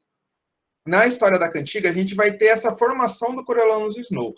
O Coriolanus já é um personagem mau caráter no início da narrativa, mas ele vai se formando ao longo dela, porque a capital tem uma educação voltada para criar líderes, né? E a gente vai encontrar essa referência também no próprio imperialismo moderno, nas universidades europeias e americanas que criam teorias e tal, que vão corroborar o imperialismo e etc. Então, o Coriolanus, ele tem uma tutora, que é a doutora Gao, não sei exatamente como seria a pronúncia dela, que ela é a tutora dele, que ela vai fazendo uma série de questionamentos para ele. E um dos grandes debates que a Susan Collins traz para a Cantiga é a maldade, o ser humano, ele é mau por natureza, né? Então, dialogando com uma ideia, com as teorias do Thomas Hobbes e do Leviathan, ou o ser humano, ele nasce bom, mas é a natureza que o corrompe. Então, a doutora Gao e a capital defende que os seres humanos são mal por natureza, são bárbaros, e que precisa-se de um poder forte, nessa ideia desse grande monstro do estado do Leviatã, precisa desse poder forte que vai, então, civilizar, né, a sociedade. Então, essa é a base da filosofia política que a capital defende, que vai ser ensinada, então, ao Coriolanus Snow. Enquanto que a gente vai ter na narrativa uma outra personagem, que é a Lucy Gray, que é a tributa do Distrito 12, que ela vai, em diversos momentos da narrativa, falar para o próprio Coriolanus que as pessoas não são naturalmente más, mas que elas vivem numa sociedade que as torna má. Então, as pessoas não matariam os seus iguais se não fossem obrigadas a os matarem dentro de uma arena. Então, esse debate, né, que vai ter ali entre as filosofias políticas, a autora vai trazer, e da forma que ela traz, se torna bastante atual, e como muitos governos legitimam hoje, né, as suas políticas ou não. Gente, eu tentei falar sem dar muitos spoilers, tá? Mas se não ficou claro, vocês podem me perguntar de novo, que eu reformulo a resposta. Obrigada, querido. Mari, temos mais perguntas, comentários? Sim. A Jéssica Saboia escreveu: em Cantiga, claramente, Coriolanus tem um caráter duvidoso. Mas na leitura, senti que quando ele tinha alguma centelha de bondade, isso era cortado dele pelos governantes. o diretor da escola, Dr. Gaú. Isso pode ser algo trazido dos governos romanos? E a Natasha Yagi perguntou se você pode falar sobre a questão de identidade e diferenças entre os distritos. Perfeito. Sim, a leitura que eu faço do Snow é que já no início da cantiga ele tem um caráter duvidoso, né? Na primeira página ele está sendo obrigado ali a comer uma sopa de repolho, porque a família dele, apesar de ter um grande nome na sociedade, ela está na miséria, e ele fica indignado que ele tem que comer, nas palavras dele, a mesma coisa que a escória dos distritos come. Ou seja, uma pessoa que vê um outro ser humano como inferior, como escória, já não é uma pessoa com bom caráter, né? Então a autora ela já dá esse indício no início da narrativa. Ao longo do livro, sim, o Snow vai ter diversos conflitos. Ele é um personagem extremamente complexo, extremamente bem construído na narrativa. Diferente de outras histórias de origem de vilão, como, por exemplo, o filme Coringa, em que dá-se uma ideia de que, coitadinho, ele era bonzinho, mas ele foi levado para o mal, né? O Coringa, não que ele faça isso necessariamente, mas ele vai ter uma questão mais complexa nessa criação do vilão, perdão. Na cantiga, o vilão, ele já tem um caráter duvidoso, mas vai ter, sim, uma influência muito grande do meio onde ele vive. E aqui é um diálogo que ela está fazendo com a nossa sociedade mesmo, né? Então, o que a Susan Collins vai dizer também é que ninguém é essencialmente mal, né? O próprio pensamento que o Snow tem de escória é porque ele aprendeu com a sua avó. Então ele não nasceu com uma genética que fez ele ser mal. Ele não é um Voldemort, que já nasceu com a maldade no coração. Não, ele é uma pessoa que nasceu dentro de uma determinada sociedade, que ele aprendeu desde criança algumas coisas. Então, quando ele começa a narrativa, ele já tem um caráter duvidoso, mas esse caráter vem dessa construção social de onde ele está. E aí, ao longo do livro, a gente vai tendo, então, com essa influência da doutora Gal, esse ladinho mais ruim do Snow ganhando mais força, né, e recebendo justificativas para o que ele vai se tornar e tal. Mas a gente vê que vai ter momentos, vai ter escolhas que ele faz na narrativa, como entregar um determinado personagem para a morte, que essa escolha vem dele mesmo, né? Então, é de uma construção dele desde a sua infância. A outra pergunta era sobre a questão da identidade, né? Essa questão da identidade, ela é melhor debatida também na Cantiga. Por isso que eu falo, gente, quem só leu a trilogia, não deixe de ler a Cantiga, porque eu acho que a Cantiga, ela responde uma série de lacunas que ficaram abertas na trilogia original, e ela traz debates ainda mais sensacionais que a gente tem na trilogia original. E em um momento, e agora o que eu vou falar vai ter que ser spoiler, tem um momento que o Snow ele é mandado para o Distrito 12. E ele acontece uma coisa lá, e ele é mandado para o Distrito 12, ele se torna um pacificador. Ele na verdade, ele vai fazer parte de um treinamento para se tornar um pacificador. E junto a ele, nesse quartel, vão entrar diversos outros jovens também, que têm seus 18 anos, que estão ali para se tornar pacificadores, são jovens dos distritos, diferente do Snow, que é da capital. E aí o Snow ele até pergunta para um deles, mas você não se sente mal em ser alguém do distrito e se tornar um pacificador, né? Ou seja, alguém que vai controlar o próprio distrito? E o rapaz fala, eu não lembro exatamente o distrito dele, mas fala, eu sou do distrito 7, e eu fui mandado aqui para o distrito 1, a capital nunca coloca a pessoa no mesmo distrito. Então, eu não tenho problema nenhum em estar aqui, né, maltratar e tal, alguém do distrito 1, porque a minha gente é o distrito 7. Então, com isso, a autora traz, então, nas entrelinhas de que os habitantes da capital, os habitantes dos distritos, eles não se veem como uma unidade nacional, né? E o cara do distrito 11 não se identifica com o cara do distrito 1 e assim por diante. E aí aqui eu vejo também uma possível alusão que ela faz não só ao Império Romano, mas a todas as sociedades que são governadas por impérios, né? Não é porque dois países estão sendo subjugados por um império que os dois países vão se ver como iguais e vão dialogar, né? As identidades elas vão ser construídas de formas diferentes.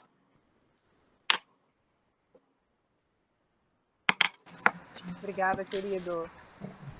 Mari? Sim. O William Oliveira escreveu: não li os livros da série Jogos Vorazes, mas assisti aos filmes. E percebi que, assim como em Harry Potter e Percy Jackson, não tem representatividade LGBTQI+, na narrativa. Parece ser um problema incomum nessas obras. Nos livros de Jogos Vorazes é diferente? Digo isso porque o roteiro dos filmes pode editar muita coisa. E a Nicole Trilla perguntou se você pode recomendar algum livro para ler no estilo de distopia. Ok, beleza. Bom, sobre a representatividade LGBT, você tem plena razão, essa é uma grande questão dessas obras, principalmente nessas obras que foram escritas antes de 2010, 2012. Então, nós temos que pensar o que é a literatura jovem adulto na década passada, o que é a literatura jovem adulto hoje. Nós não temos, nos anos 90 e nos anos 2000, uma Beck, a Albertalli, né, que já citei ela ontem, que eu adoro essa autora, escrevendo obras jovem adulto com personagens LGBTs. Por que não havia isso? Porque nós estávamos numa sociedade que era muito mais preconceituosa do que ela é hoje. Né? Então, a gente tem que colocar no contexto. Então, Harry Potter, Jogos Vorazes, não tem LGBTs. É sinônimo de que as suas criadoras são homofóbicas? Não necessariamente. Mas a gente tem que pensar qual o contexto histórico que elas estavam escrevendo, para qual gênero literário elas estavam escrevendo. Ora, até os anos 2010, 2011, 2012, pouquíssimas editoras se abriam para que obras jovem adultos tivessem personagens, sejam protagonistas ou não LGBTs. Para vocês terem uma ideia de toda essa produção blockbuster ou mainstream, né, ou best-seller que nós temos nos últimos anos de literatura jovem adulta, a única famosa, que é famosa, a gente vai ter outros exemplos, mas que é famosa, que foi adaptada para filme e tal, que tem personagens LGBTs, é As Vantagens de Ser Invisível, de 1993. Além de As Vantagens de Ser Invisível, a gente não encontra, a gente não vai encontrar em Crepúsculo, a gente não vai encontrar em Diários do Vampiro, não vai encontrar em... Percebam? Mas depois dos anos 2010, a gente começa a encontrar em Percy Jackson, em Instrumentos Mortais e assim por diante. Então, uma coisa que a gente tem que pensar é o contexto histórico que isso está aparecendo e a homofobia institucional e estrutural, né, que existe. Então, a princípio, não era interessante para editoras terem esses personagens na maior parte das vezes. A gente não pode esquecer que nós estamos dentro de uma sociedade capitalista, estamos trabalhando com obras da indústria cultural, em que essas editoras elas estão preocupadas principalmente em vender e ganhar dinheiro. Tá? Nenhuma grande editora vai publicar um livro se ela não acreditar que esse livro vai ser bem recebido, vai ser vendido. Se hoje nós temos uma Beck Albertalli, nós temos diversos outros autores, nós temos aqui no Brasil o Vitor Martins, escrevendo romances maravilhosos, jovens adultos LGBTs, é porque o mercado se abriu no sentido de ele ter entendido que há pessoas que vão querer comprar essas obras. Então não é que o mercado se tornou menos homofóbico, longe disso, né? Mas é porque ele está percebendo que há a exigência de nós, leitores, que queremos essas obras, então vamos publicar esses autores. Inclusive, a participação de mulheres escrevendo fantasia jovem adulto é algo que vai ser levado pela J.K. Rowling, né? No embalo da J.K. Rowling vai vir a Stephanie Meyer, vai vir a autora de, esqueci agora, Instrumentos Mortais, vai vir a própria Susan Collins, que essa era uma outra questão também, havia um preconceito muito grande com mulheres escrevendo fantasia em literaturas blockbuster, mas enfim.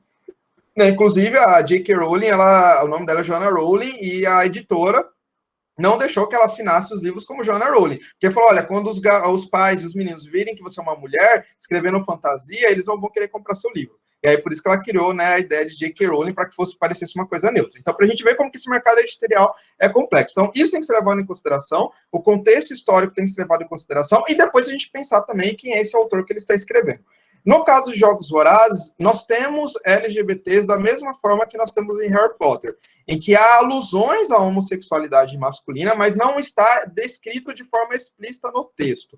Eu analisando Harry Potter por meio de uma perspectiva de gênero e sexualidade, eu leio que a homossexualidade do Dumbledore está presente ali em Relíquias da Morte, mas ela está presente nas entrelinhas. A forma como a J.K. Rowling coloca a homossexualidade dele ali é muito semelhante com o que o cinema hollywoodiano fazia nos anos 50, quando nós tínhamos um código Reis, que era um código de autocensura hollywoodiana, onde não poderia aparecer LGBTs, e alguns diretores e roteiristas que queriam colocar essa narrativa, ele colocava signos para que os chamados entendidos vissem ali na obra que havia LGBTs. Eu, quando li Harry Potter e as Relíquias da Morte pela primeira vez em 2007, eu tinha ali meus 15 anos, já sabia que eu era gay, só não me aceitava, e na hora que eu vi as cartas do Dumbledore sendo trocadas com o Grindelwald, eu pensei, isso é igual o que eu faço com o meu melhor amigo pelo qual sou apaixonado. Então eu tive certeza que o Dumbledore era gay antes da Rowling vir a público e falar que ele era, tá? Então eu vejo essa questão da narrativa assim, mas está de forma implícita nos livros. O mesmo vai acontecer em Jogos Vorazes. Então a equipe de preparação da Katniss, a forma como ela é descrita nos livros,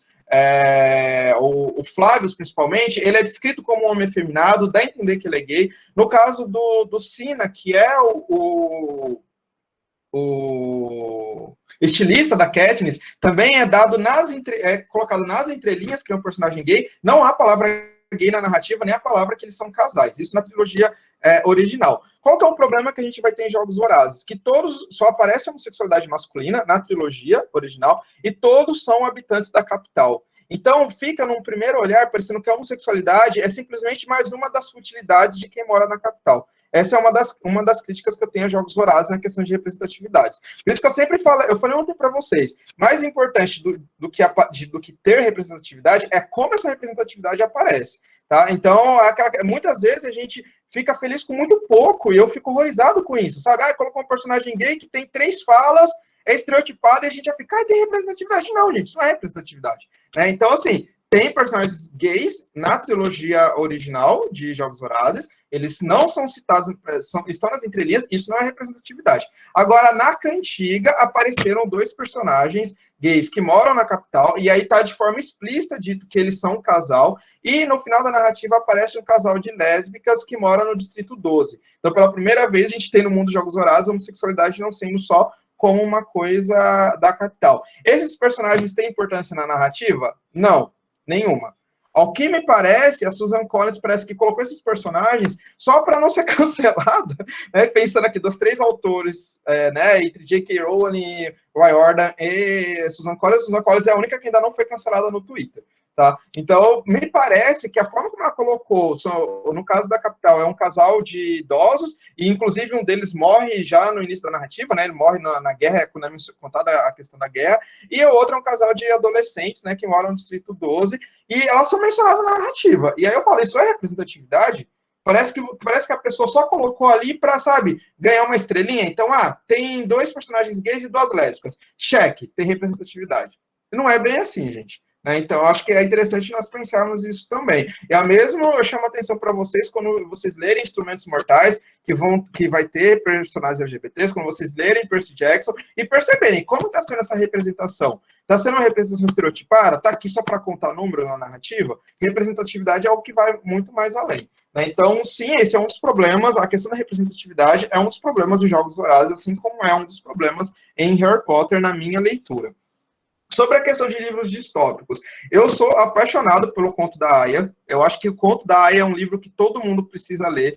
A série é muito boa também, recomendo a série, mas é sempre mais gostoso a gente ler o livro, né, perceber, ler as ideias da autora. Então, assim, para quem não leu o Conto da Aia, eu recomendo, leia, assim. Se vocês não sabem o que vão começar esse final de semana, leiam o Conto da Aia. É sensacional, vai fazer vocês pensarem muito, ficarem em crise também com a nossa sociedade. E recomendo a continuação do Conto da Aia também, que é Os Testamentos. A Margaret Atwood, que é uma autora sensacional, ela escreveu o Conto da Aia em 85, e agora, em 2019, ela publicou Os Testamentos, que é uma continuação. Muitas pessoas não gostaram da continuação, eu gostei bastante. A continuação, ela está bem mais dentro da ideia de literatura jovem adulto do que de uma literatura adulta, mas vale a pena. Eu acho que vale a pena revisitar os chamados clássicos da literatura distópica também, como 1984, Admirável Mundo Novo, eu acho que é interessante, mas essas obras distópicas, elas me irritam um pouco, porque é muito personagem masculino, hétero e mulheres que não tem muita participação. Eu entendo que isso faz parte do contexto que está sendo produzido.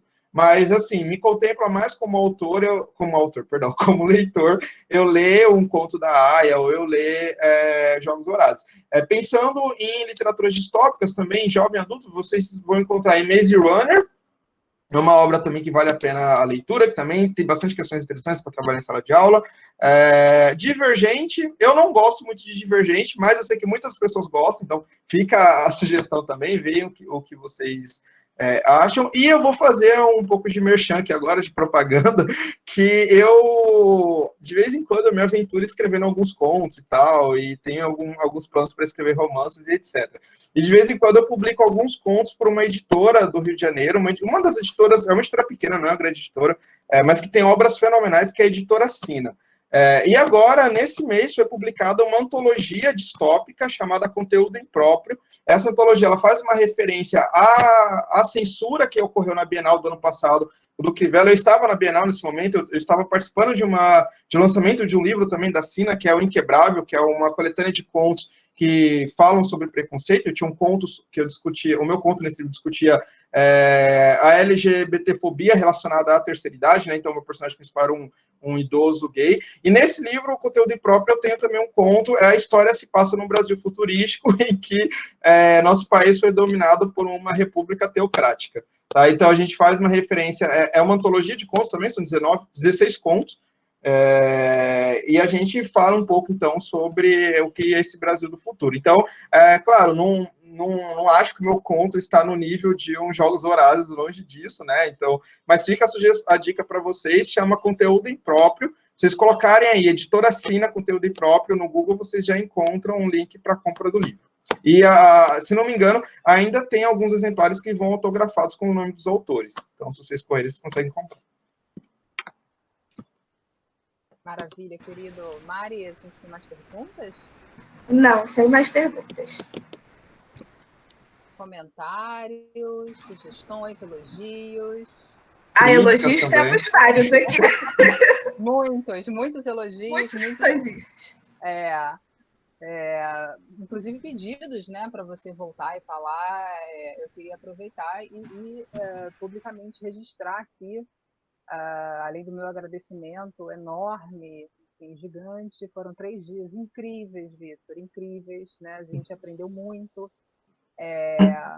Assim, foi muito frutífero, e eu acho que é isso, assim, isso que você falou da cultura pop, da importância da gente estar conectado com o nosso presente, né? Assim, a gente não consegue fazer uma leitura do passado sem que a gente se entenda, né, como uma pessoa de hoje, desse lugar que a gente fala, né? E isso significa olhar para as nossas produções, né? Olhar criticamente para as nossas produções, tudo que está sendo feito. Então, eu fiquei muito feliz com a sua presença, com a presença da cultura pop aqui no nosso projeto, né? E em mostrar mais possibilidades da gente dialogar com esse passado, com esses passados, né? Que não é um só, a gente viu, e mostrar que existem muitas maneiras da gente levar a antiguidade clássica greco-romana para o espaço da sala de aula, né? Que não está restrito às fontes primárias, aos livros canônicos que a gente conhece, né? Homero, Ovídio, que, claro, que são fundamentais, né? São nossas fontes primárias, mas que esse diálogo pode ser feito de muitas maneiras, de forma interdisciplinar, né? Intermediática, né? Então, eu queria agradecer muito. Já estou aqui pensando já em outras ações para trazer você de volta aqui logo, muito rapidamente. Obrigado. Eu estou à disposição de vocês. Que bom, era só isso que eu precisava ouvir. Vamos conversar para a gente ver outras obras ou outras, de repente, aprofundar um pouco mais alguma dessas obras que você trouxe, que foi muito rapidinho mesmo, né? Porque a gente tem uma dificuldade, gente, porque esse formato novo, né? Assim, no qual a gente está inserido, que é esse formato remoto, né? Ele acaba limitando um pouco a gente na questão da organização do tempo, né? Então, é claro que a gente queria ter ficado mais tempo aqui com você nesses dias, mas é isso, assim, eu queria mais uma vez agradecer imensamente, assim, a sua presença, a sua gentileza, né? Toda essa troca de conhecimento. Eu estou encantada, ainda mais admirada por você, né? Obrigado, Kátia. Tenho uma admiração que só aumentou por todo o trabalho que você desenvolve, o trabalho que você desenvolve com pessoas idosas, né? Eu acho que é sensacional isso. Eu acho que você levar a cultura pop para pessoas idosas, né? Assim, tem tudo a ver com essa proposta de trabalho que a gente pensa e deseja, né? E é isso, querido. Muito obrigada. Enfim, se quiser acrescentar, falar mais de alguma coisa, a palavra é sua. Beleza, Kátia. Na verdade, assim, eu quero deixar muitos obrigados mesmo, assim, a você pelo convite. Eu fiquei extremamente feliz quando eu recebi sua mensagem me convidando. Eu sou apaixonado por história, sou apaixonado por cultura pop, sou apaixonado por lecionar e tal. Não necessariamente eu sou um bom professor, mas estou aprendendo todos os dias e isso é uma coisa que eu amo fazer. Então, toda oportunidade para eu poder falar, poder analisar e dar aula é sempre muito bem-vinda. Então, só tenho que te agradecer. E, como eu falei, estou de coração aberto, portas abertas, o que vocês precisarem. Dentro das minhas possibilidades, meus conhecimentos podem contar comigo. Quero agradecer muito a todas as pessoas que se inscreveram no curso, que participaram das aulas, sejam de todas, seja de uma ou duas, enfim, a participação de vocês. Eu acho que um professor só existe se existir alunos também interessados, né? Então, na verdade, agradeço muito a vocês, agradeço as perguntas, as provocações, as críticas que vocês fizeram. Sempre falo, vocês não precisam sair de uma aula concordando com tudo que o professor fala, mas se vocês saem de uma aula incomodado com algo ou querendo ler mais sobre algo, então o trabalho do professor já foi muito bem feito. Então, se isso aconteceu, eu fico muito grato também a vocês por terem possibilitado isso. Realmente, eu adoro conversar com as pessoas, então, assim, eu deixei aí meu Instagram, para além de Hogwarts, vocês podem me seguir lá, mas se não quiserem não seguir, não tem problema, pode mandar mensagem sem me seguir também. Tem meu e-mail, que é henrique.menezes92@gmail.com. Vocês podem me escrever por e-mail, se vocês se sentirem com vergonha, envergonhados de escreverem pelo Instagram. Pode escrever pelo Facebook também, o Facebook eu tenho usado muito menos atualmente, então às vezes eu vou demorar mais para responder, mas Instagram e e-mail eu estou sempre nele o tempo todo. Vocês podem me escrever, podem tirar dúvidas, no que eu conseguir ajudar, eu estou à disposição de vocês. Como eu falei, eu criei também recentemente um canal no YouTube, mas eu não tenho alimentado o canal com frequência, igual eu faço no Instagram, porque é um trabalho danado fazer o vídeo, editar, que eu tô com um monte de material para gravar e eu ainda não tive tempo para gravar e editar, mas aos poucos eu tenho colocado lá também algumas videoaulas e algumas resenhas de livros, não só de literatura jovem adulto. Eu acho que vocês perceberam, a literatura jovem adulto é uma das coisas que eu mais adoro ler e tal, mas eu tenho falado de outros livros no canal também. Fica o convite para vocês se inscreverem e assistirem algumas aulas lá, e também criticarem, enfim. E é isso, gente, só quero agradecer mesmo e dizer que eu estou à disposição, que vocês quiserem conversar comigo, críticas, enfim, estou aberto, vocês fiquem à vontade. Muito obrigado mesmo, Kátia, muito obrigado, Mitologando, e muito obrigado a todos os alunos e alunas do curso. Vitor, foi maravilhoso passar essa sexta-feira, todos esses 3 dias, esse finalzinho de semana com você. Obrigada a todas as professoras, professores, todas as licenciandas e licenciandos, alunos que estão presentes aqui conosco, aos alunos que fazem parte do projeto Mitologando. Obrigada, Mari, pela ajuda na coordenação aqui do nosso encontro. Lembrando que essa gravação, assim como as outras, a gente vai disponibilizar no YouTube. Assim que possível, a gente vai publicar lá. E vamos incluir os contatos do professor Vitor, as referências bibliográficas, né, que o professor já me encaminhou. A gente vai organizar tudo isso e colocar junto com a divulgação do vídeo, tá bom? Obrigada, gente. Um beijo e votos de muita saúde para todo mundo. Tchau, tchau, gente. Bom final de semana. Obrigada para você também. Bom final de semana a todos.